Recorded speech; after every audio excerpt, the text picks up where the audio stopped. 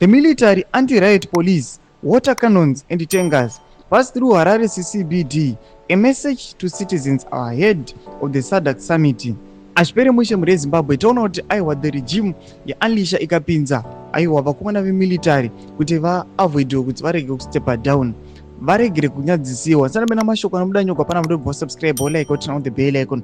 Munoona mapictures MCBD yemuHarare ayo, muchiona ayo ma water cannons, muchiona ayo ma soldiers, muchiona riot aiwa ichitenderera ichipatrola muCBD.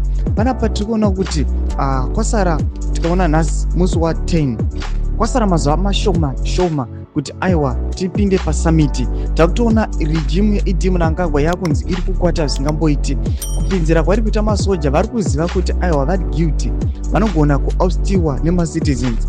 Vakupatrola vachinopinza masoja vachindona unodzikamisa vanhu kana kunovatyisidzira. This regime muri kuiona maacts ayo.